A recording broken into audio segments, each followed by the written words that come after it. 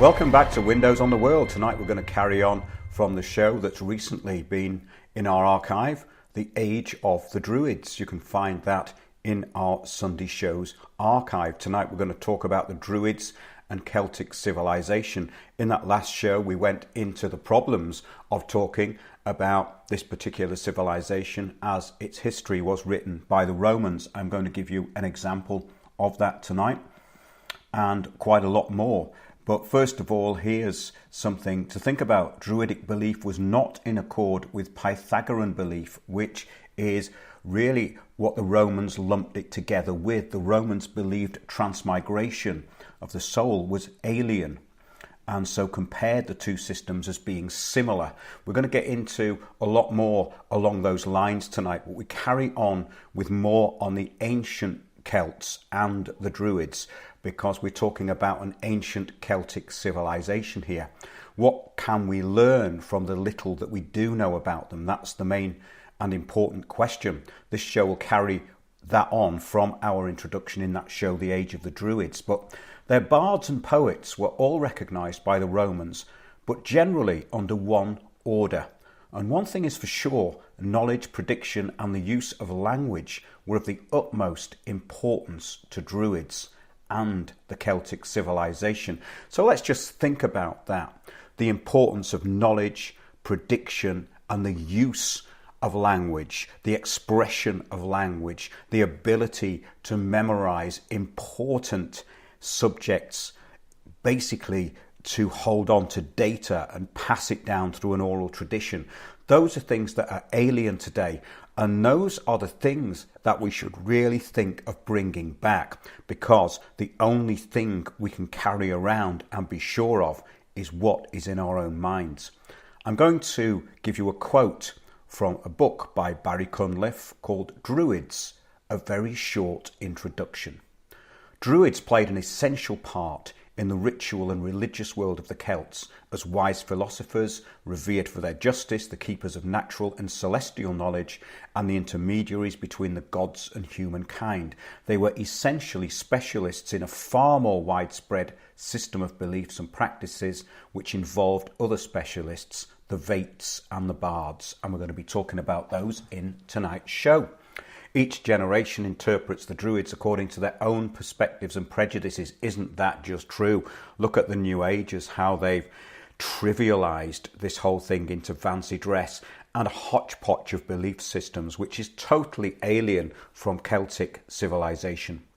And therein lies one of the fascinations of the subject, of course. Over the 800 years or so, from 400 BC to 400 AD, the Druid caste changed dramatically, as did the society of which they were a part. The last 500 years has seen our vision of them change equally as rapidly. So says Barry Cunliffe in Druids, A Very Short Introduction. And that contains important points, because we cannot compare what people say is Druidic knowledge to what Druidic knowledge actually was. Everything has been lumped together into this New Age idea of collectivism. It's really about collectivism, isn't it? So the idea of what the Druids were has influenced the present, but it has got lost in translation. I think that's a good way of putting it. The neo-pagans have adopted fancy dress and performance ritual and celebrate the summer and winter solstice. Now, these occasions, although they were fairly important to the Druids, were obviously not any great part of importance for the culture, because of course they knew when these times of year were. They were living out in the open, they were in oak groves, they were seeing the stars, they were learning about the precession of the equinoxes and all this stuff that is hard for us to realize today, because most of us are not looking at the sky, we're in buildings. And I think this is a really important point, that a lot of this stuff would have been common knowledge for many, many thousands of years, and thousands of years, obviously, before the Druids. But the most famous place for this reenactment of Druidic ceremonies, the summer and winter solstice, is of course Stonehenge.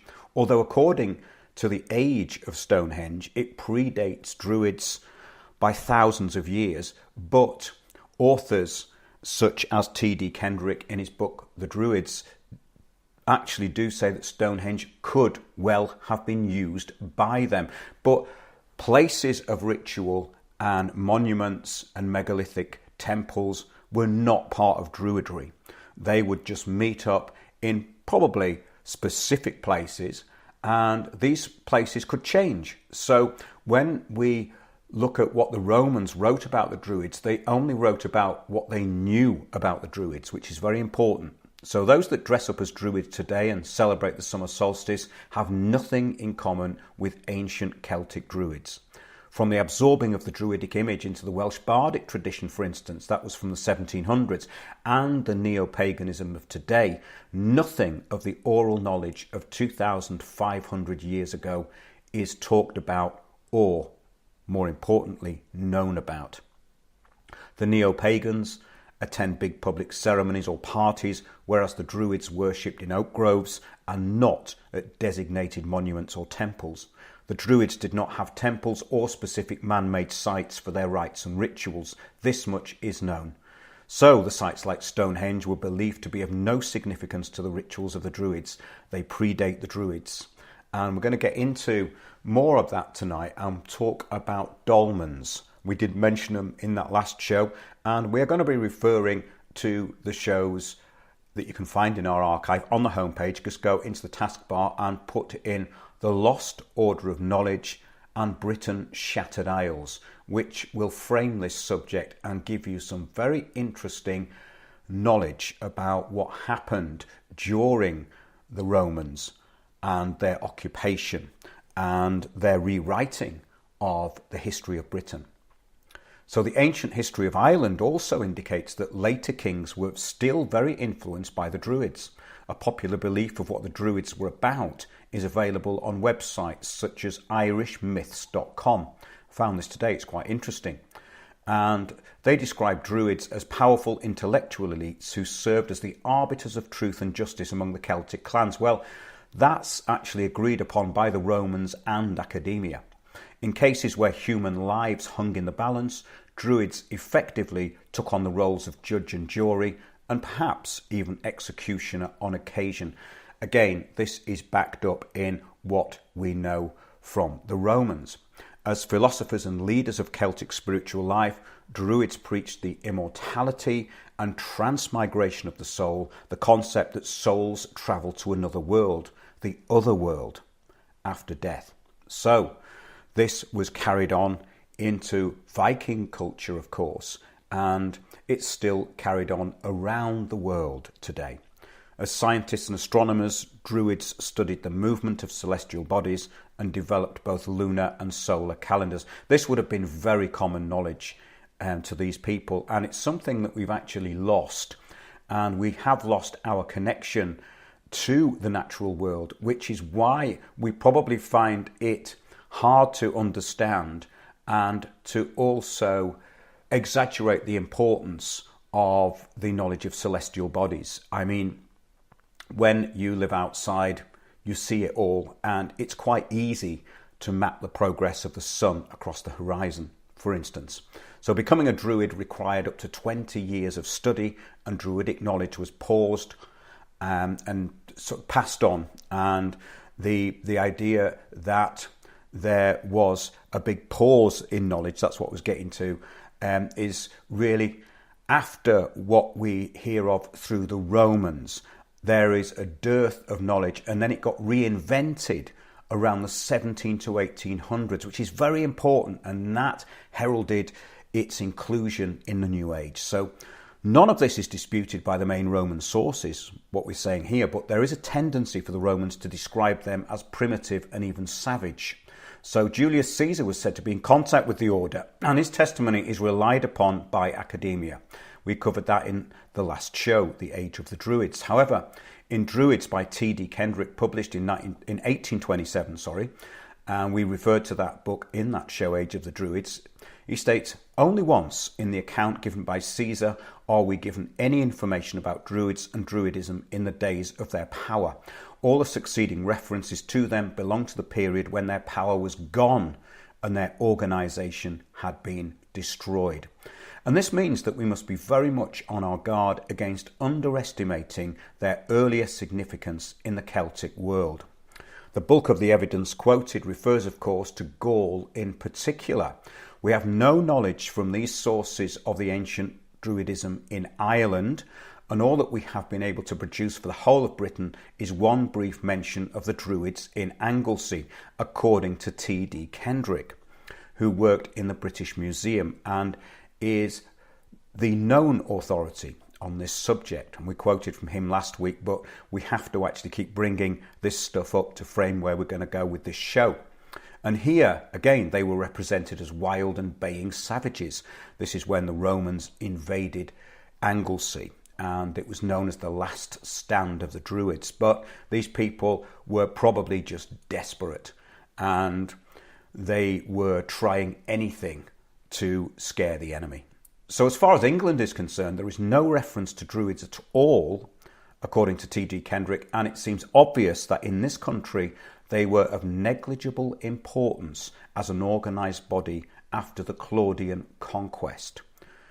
So, this is what T.D. Kendrick writes in his book, The Druids, which actually does not really give us any solid information about them, apart from these few quotes we get from Julius Caesar and a handful of other Roman leaders.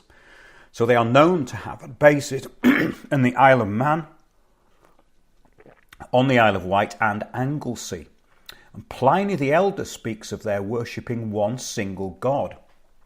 But the context makes it clear that he is referring to the special deity associated with the oak tree cult and mistletoe ceremonies that he also describes. So that's interesting, isn't it? So Pliny the Elder was saying that they were monotheistic and they worshipped a god which was associated with the oak tree cult, which of course spread throughout Europe, throughout Germany, Central and Eastern Europe. The oak tree was a very strong symbol of their culture. And the mistletoe, the reverence for mistletoe, is also one of the things that we do know about Druidic culture.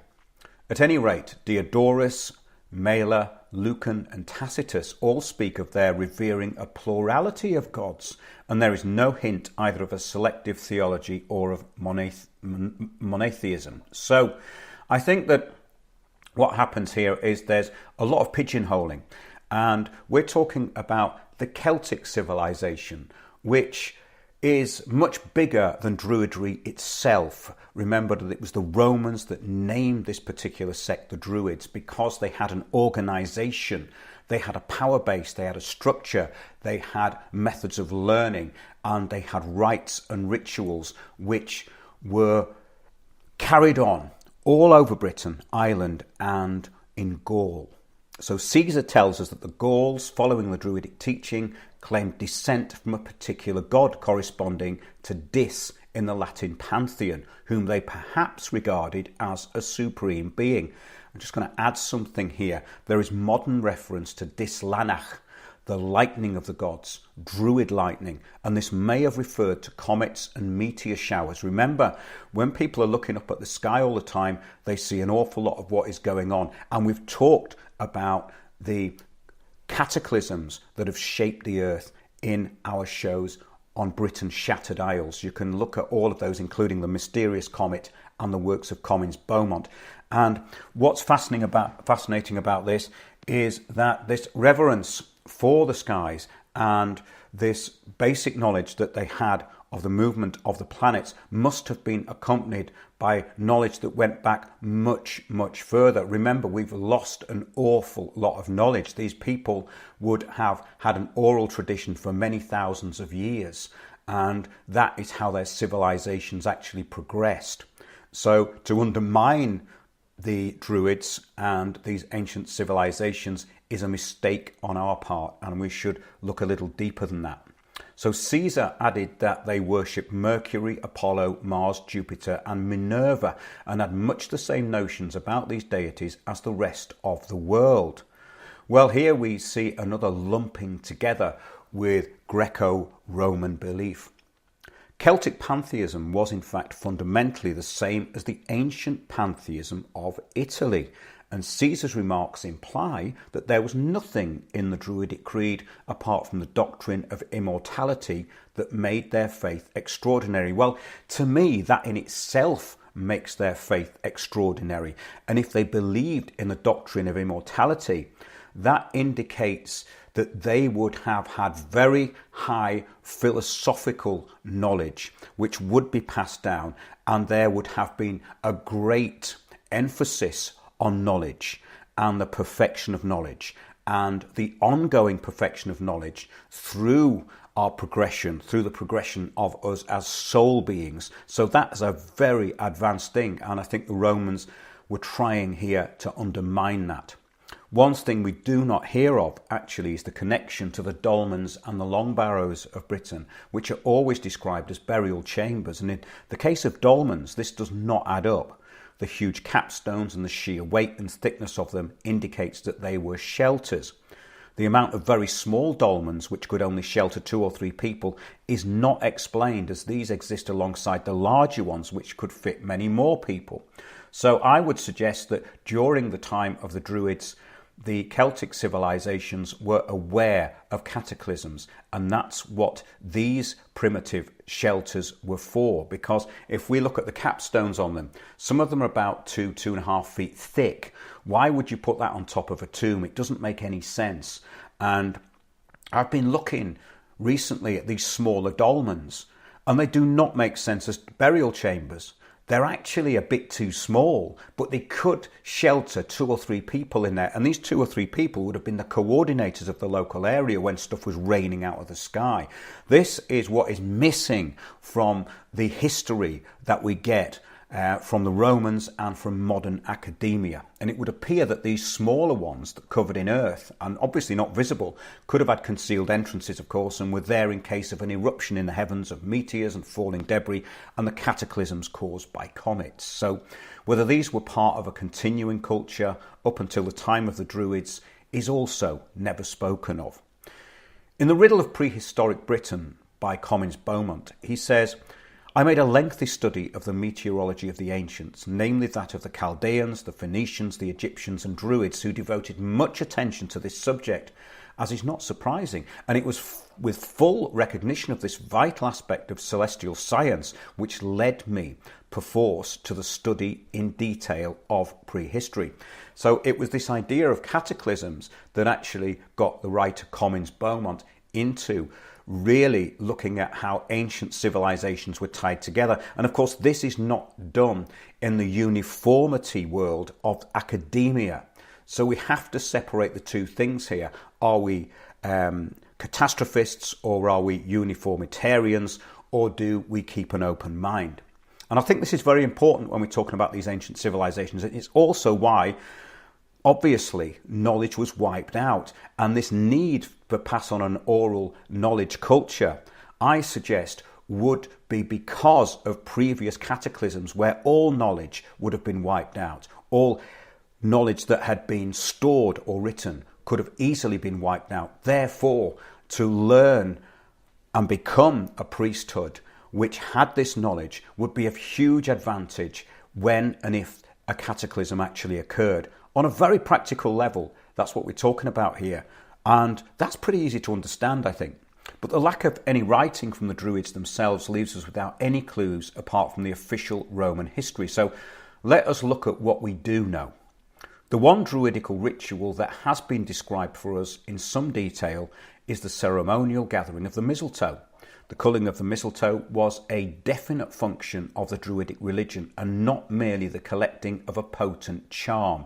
So this idea of mistletoe, which has been passed down to this Christmas idea where you kiss somebody under the mistletoe, is actually a trivialization of the importance of mistletoe in this ancient culture. Not only did the Druids choose their groves of oak trees and insist that a branch of the sacred mistletoe should be present at all the ceremonies they performed, but they identified the oak tree itself with a god.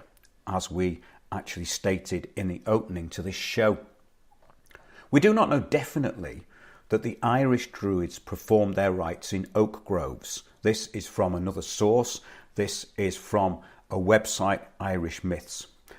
But it has been argued that this may be inferred from the fact that on the introduction of Christianity, churches and monasteries were sometimes built in oak groves or near solitary oaks. Now, that's a great point, isn't it? I've been touring around a lot of old churches and graveyards in the UK, and that is often the case. There's a very big oak tree present in many of these places. Now, we have to also remember that trees could have been removed when we're going back as far as 600 AD, which is the official time the Romans give Christianity in Britain. We've addressed that, so I won't go into it now. But we know that the story is that King Ethelbert was converted to Christianity in AD 597 by St. Bartholomew. That's a cover story, because when we look at these very, very old churches, and there is several on the Isle of Anglesey. There's one on a little thing called Church Island, which was where the last stand of the Druids would have been. And that church is on a very ancient site. And there's something very interesting about that little church, because I found a place just behind the church in the actual churchyard that seemed to have this vortex of energy streaming through it. And I mentioned it to somebody else who lives down there. I said, there's something about that place. And he said, oh, yeah, I know someone who goes there every morning just because it energizes them. So we're talking about very ancient sites here. And of course, the Romans and their adoption of Christianity and their promotion of it would have meant that they would use the ancient sites. And of course, we know this from the situation of churches in Britain. So the oak, and perhaps the mistletoe too, was of peculiar significance in England at a very early period. For example, a tumulus at Gristhorpe near Scarborough was excavated in 1834, and it included an oak coffin covered with oak branches in which was an old man's skeleton. It was accompanied by a bronze dagger and flint implements, together with a large quantity of vegetable material that was identified as mistletoe. So this ancient Druidic Celtic culture was indeed based around the oak tree and the reverence to mistletoe. So the book also states that is the book Druids by T.D. Kendrick. We know that the Druids had a reputation outside Gaul as early as the 2nd century BC, and that in Caesar's time they were an organised and powerful body having important educational, judicial, political as well as religious functions. Moreover, the order included various kinds of officials, priests and prophets and poets, while we gather that some of its members were free to devote themselves entirely to the duties of government and international affairs. So we're not really talking about a group of savages here, as sometimes portrayed by the Romans.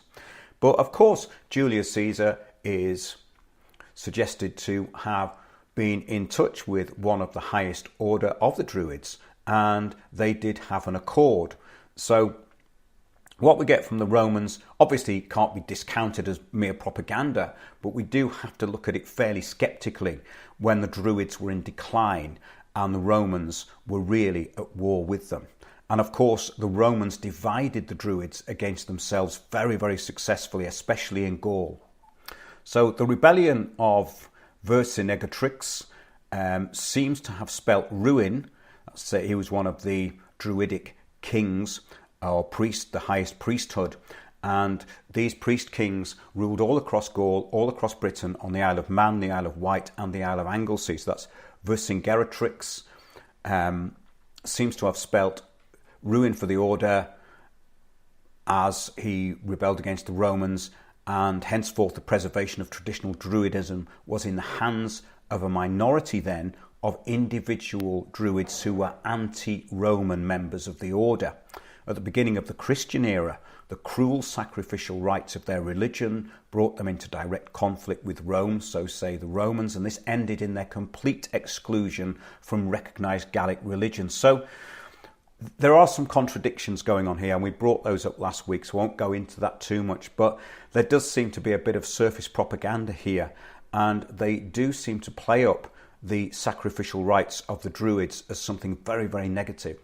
So at the end of the first century, their status in the eyes of the outside world had sunk to that of mere magicians. Mere magicians? Well, that's not a trivial concept, really, is it?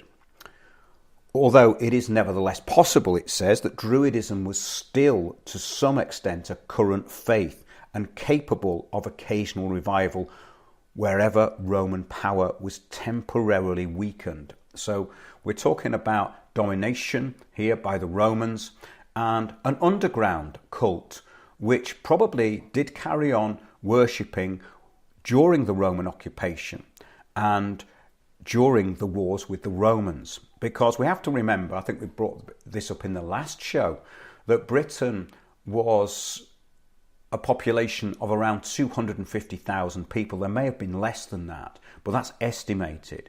And when you consider how many people are in Britain today, this is quite mind-blowing. So we have to remember that Britain, Ireland and Gaul were heavily forested, and there would have been many, many places where people did not have access to, or the Romans did not know about. So it's quite possible that this cult flourished and that the real priesthood stayed underground. And that is the belief system, of course, which is portrayed in the so-called mystery religions and the modern day mystery ideas, the mystery schools, which went up to the 1800s into theosophy, where it all kind of got watered down with a bit of Eastern philosophy and thrown together into the New Age. So this is the official story we're given. And at this point, I'm going to take a short break. I'll be back in a couple of minutes.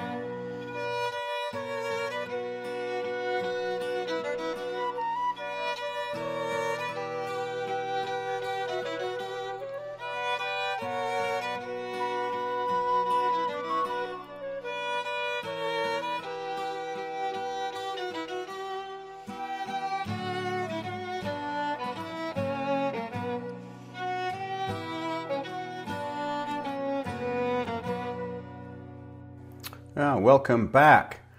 And just before we carry on with Druids and the ancient Celtic civilization, just like to let you know that we are also on Podbean as well as Spreaker, and we have a channel on Odyssey. All the links are on the homepage at windowsontheworld.net. I've also been uploading selective shows to YouTube.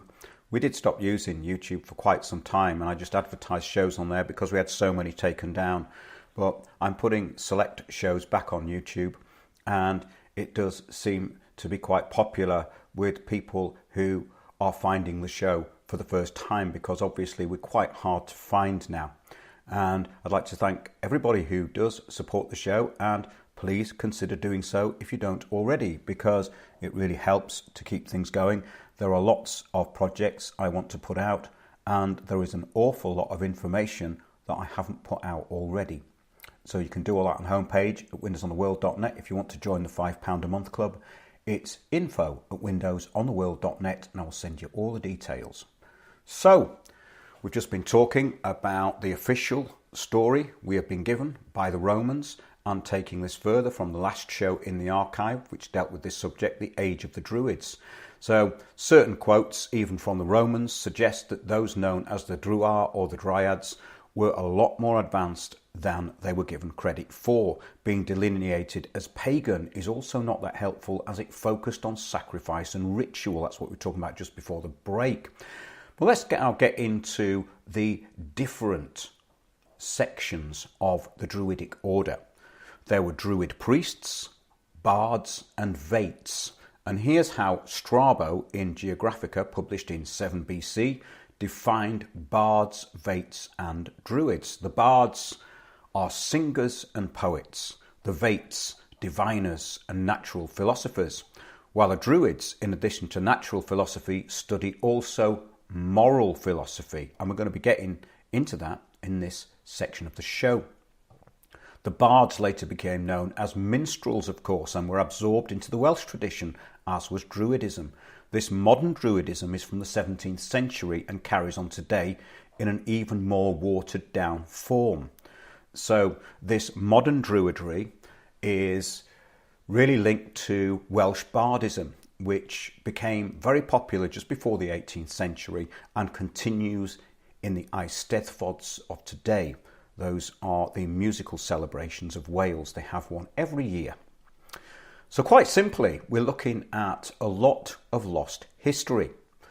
Let's see what is known about the Vates. They conducted the sacrifices and foretold the future. This is where the Druids were given a bit of a bad name by the Romans, maybe rightly so. Also, the Vates were known as augurs and later ovates. The Vates were ancient Celtic religious figures who specialised in divination and the interpretation of animal and human sacrifices. The Vates killed living things, then they observed the deaths of those living things and their resulting remains in order to make predictions about the future. This, I think, is what the Romans were horrified by, or what they focused on to portray the Druids as barbaric. And this was reported by Julius Caesar. But Diodorus explained that the Gauls have also soothsayers who are held in high estimation, and these by auguries and the sacrifice of victims foretell future events. So those are the actual quotes there we have from the Romans. When inquiring into matters of great import, they have a strange and incredible custom, wrote Diodorus. They devote to death a human being and stab him with a dagger in the region above the diaphragm. And when he has fallen, they foretell the future from his fall and from the convulsions of his limbs, and moreover from the spurting of the blood, placing their trust in some ancient and long continued observation of these practices. Caesar, on the other hand, classed only two types. He classed them as knights and druids and never mentioned the bards or the vates. So we have an interesting discrepancy here. So let's quote Caesar now. Of these two orders, one is that of the druids, the other that of the knights. The former are engaged in things sacred, conduct the public and private sacrifices, and interpret all matters of religion. To these a large number of the young men resort for the purpose of instruction, and they, the Druids that is, are in great honour among them. For they determine respecting almost all controversies, public and private, and if any crime has been perpetuated, if murder has been committed, or there be any dispute about an inheritance, or if any dispute about boundaries, these same persons decide it. They decree rewards and also punishments. If anyone, either in a private or public capacity, has not submitted to their decision, they interdict him from their sacrifice. And this, among the Druids, is the most heavy punishment according to Caesar. And the source of that is Commentary de Bello Gallico, and that's chapter 6, page 13. Dion Chrysostom in Orations, which was written in 100 AD, states, quite interestingly, the Persians have men called Magi, the Egyptians their priests, and the Indians their Brahmins. On the other hand, the Celts have men called Druids, who concern themselves with divination and all branches of wisdom. And without their advice, even kings dared not resolve or execute any plan, so that in truth it was they who ruled, while the kings, who sat on golden thrones and fared sumptuously in their palaces, became mere ministers of the Druids' will. Interesting that, isn't it? So we have the idea of kingship being secondary to the priesthood of the Druids. It is suggested that this quote is not based on known facts, however, but there are so few officially known facts about the Druids that we have to be wary of the denigration of the Druids through purely Roman sources. So was Britain the centre of the Druids? Very, very important question. It would appear that this was in fact the case, as the instruction of the order was carried out according to the Romans in the British Isles. And that's in Natural History, the volume called Natural History, and that's chapter 15, page 13. Here it states, Britannia is still fascinated by magic and performs its rites with so much ceremony that it almost seems as though it was she who had imparted the cult to the Persians. Isn't that an interesting quote? It goes along with Comyns-Beaumont's theory that there was an advanced civilization in the British Isles that spread out after a cataclysm. And we're not saying here that the Persians were not already civilized. We're saying that there was an influence that spread out. And that is very interesting when we look at the way Romans have managed the history. So this quote is very revealing, as in The Druids by Kendrick, published in 1827. We have several such quotes which place Britain as the main centre of knowledge and learning in the Druidic orders. So although Kendrick states that Britain was secondary to Gaul in his book as a place of the Druids actually living, he states also conversely that Britain was the centre of indoctrination and knowledge of the Druidic orders. And of course, when we look at these main strongholds on the Isle of Man, the Isle of Wight and Anglesey, it starts to make a bit of sense, because these would have been satellite outposts for the Druids. So following the Roman invasion of Gaul, the Druid orders were suppressed by the Roman government under the 1st century emperors Tiberius and Claudius. An indication of a civilized aspect of Druidic culture is their allowance to repay debt in the next life. Now, this is something I think that's extremely important. So we've got this belief in the transmigration of souls that you live on after the physical death. And then we've got this concept that if you can't pay a debt back in this life, maybe you can do it in the next life. That to me is a very civilized and advanced way of thinking. This is at odds with the extortion and greed of usury, of course, under which we now suffer and which enriches only parasites. So there's something very advanced about that level of thinking. This idea that there is a moral code and value of what could be called the natural order or natural law is very revealing, I think.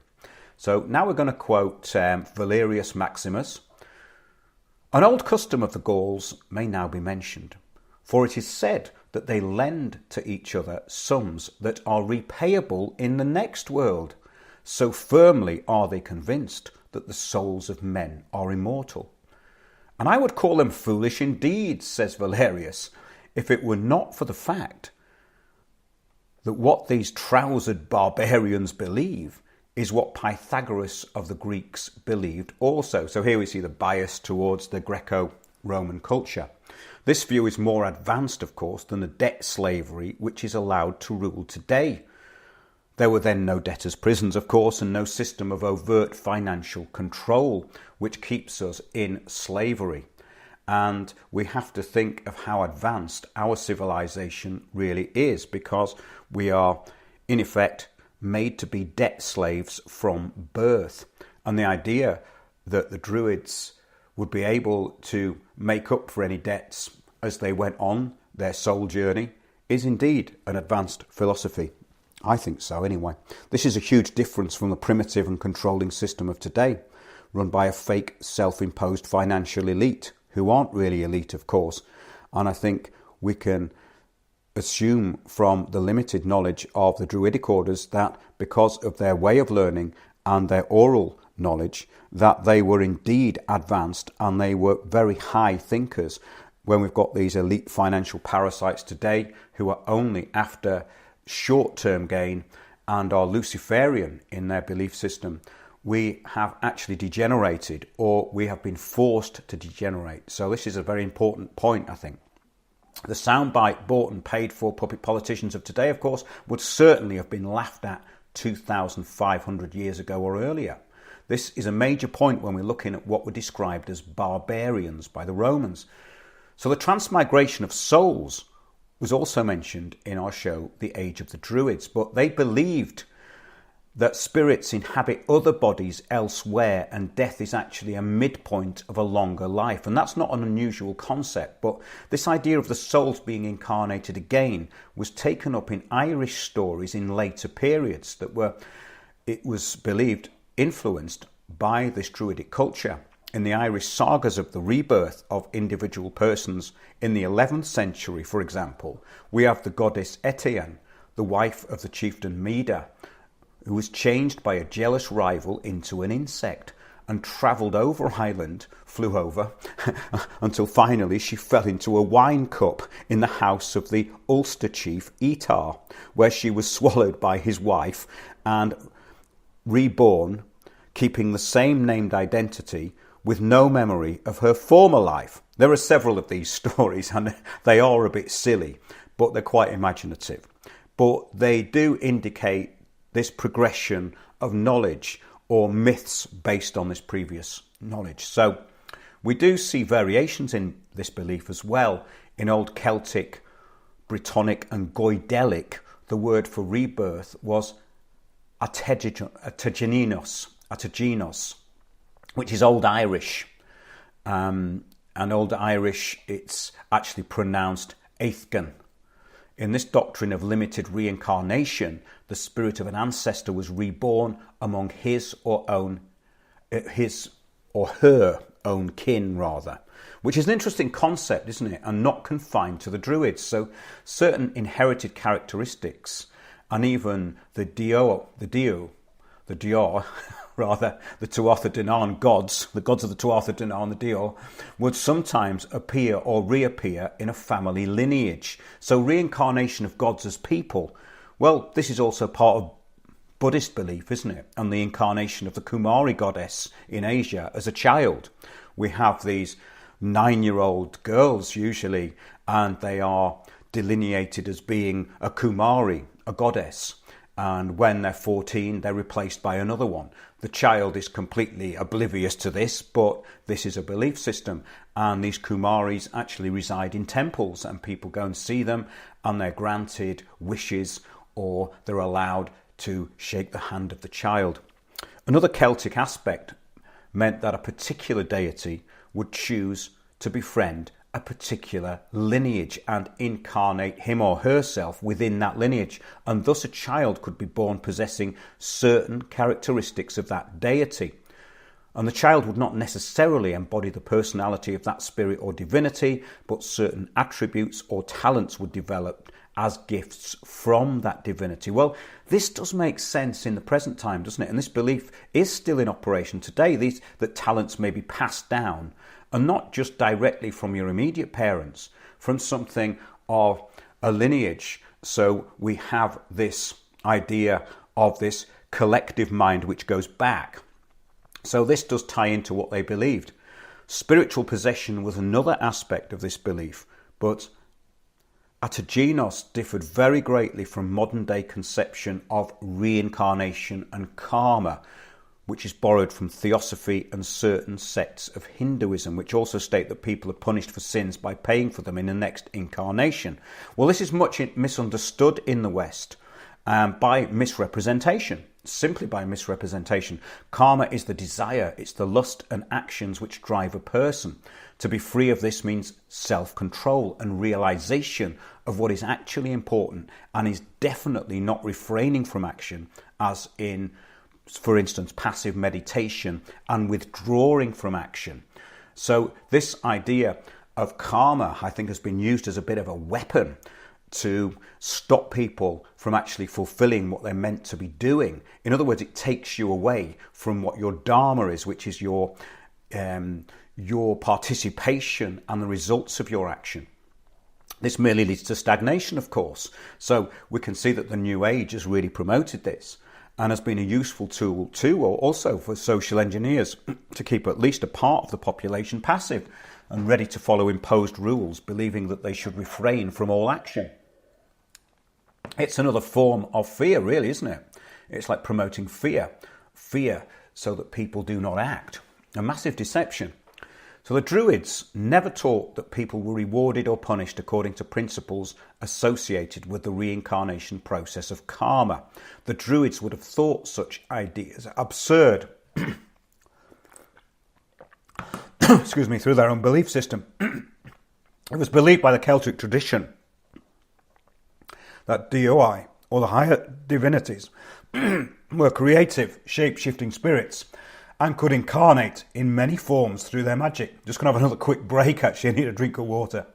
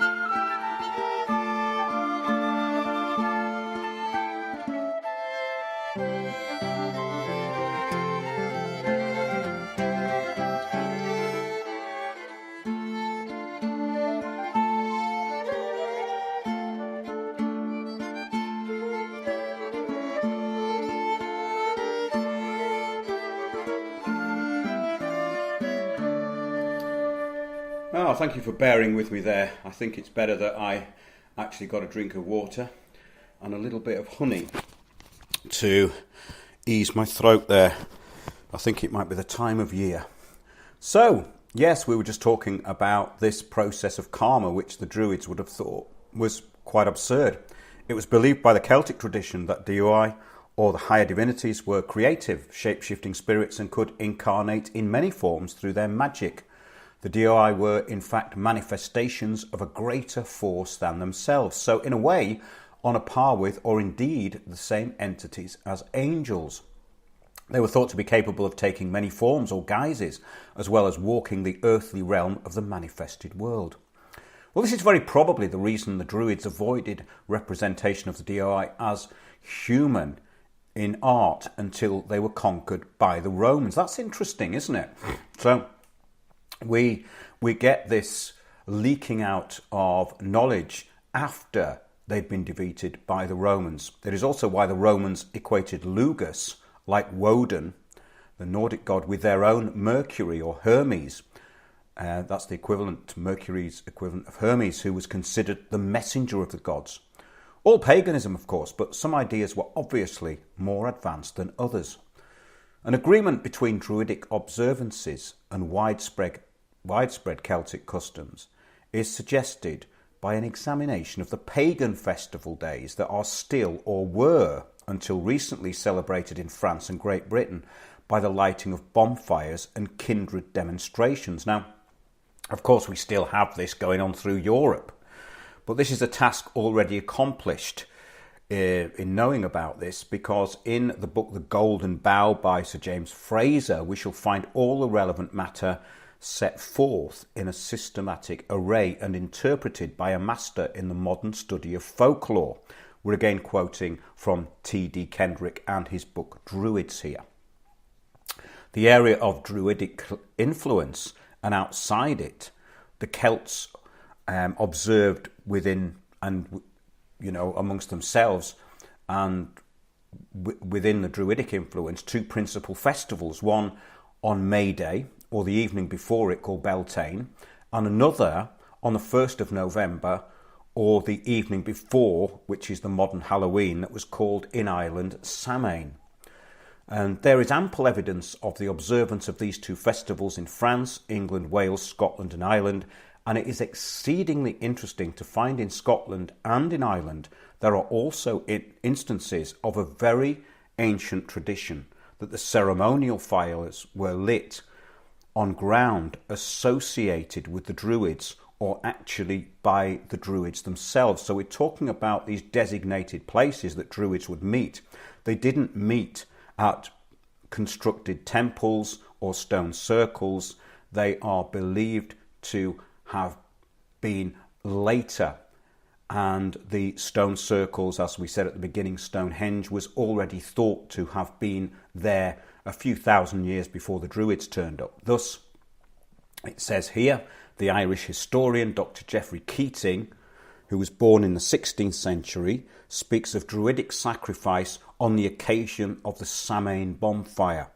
And in Cormac's glossary, a 9th century compilation preserved in the 14th century, we read that on Beltane, the Druids used to make two fires, accompanying the preparations with solemn incantations, and that they used to drive cattle between the two fires as a safeguard against diseases. So also we have to remember that we're talking about farming here, and we're talking about livestock and people who were accustomed to living a completely natural life, something that is very alien for us to think of today. And I think we do have to keep that in mind when we are using our imagination to try and conjure up what life must have been like then, because we're so used to urbanized living now. So carrying on with this, while in Scotland, we are told by an 18th century writer that Beltane fires were lit on an artificial mound surrounded by a low circular wall and surmounted by an upright stone that was traditionally a site of Druidic worship, and that was afterwards chosen as a place for holding courts of justice. So here we go back to the standing stones again, which we are told predate the Druids by 2,500 to 3,000 years. So the interest of this primary division of the year into two halves, beginning on the 1st of May and the 1st of November, is that it does not in any way depend on the principal events of the solar calendar, that is to say the solstices and the equinoxes. And that's very important, isn't it? Because these modern day neo-pagans really bring this up as being incredibly important. But to these people it wasn't important because they already knew about it. The dates may have been important, but not the actual realization of the solstice, because that was a kind of given, really. It wasn't something that was mystical. I think there is a certain amount that can be said about the worship of the sun and the planets, because obviously the sun gave birth to all life on earth, and without it everything would die. So there was reverence to the sun, and that's just a basic. I think everybody knows that. And so, all for practical reasons, one thing that people seem to get stuck on is the importance of knowing the movement of the heavens, the sun and the moon. Anyone who spends time outside cities and in natural surroundings will observe the the equinox and solstice, it would not have been necessary to have monuments to align with these solar and lunar events. And we're told that, aren't we?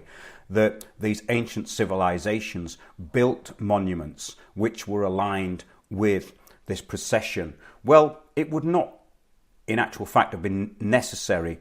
And it does appear that the Druids did not build temples and did not use temples. The question arises, though, what, if anything, did they know that we don't?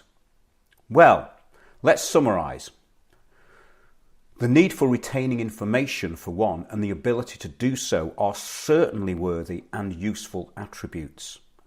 Caesar claimed that the Druids prohibited their members from writing down their religious beliefs or teachings. He wrote that the Druids did not want their doctrines to be divulged among the mass of the people and wanted their members to memorise their beliefs and teachings rather than be able to look them up. Well, that is a very admirable and useful skill to have, isn't it? That's something we could really develop and use in the present time. We can learn a lot from ancient cultures in that respect. We can only really carry with us what is in our own minds. And this way of learning and retaining knowledge is, of course, no longer evident.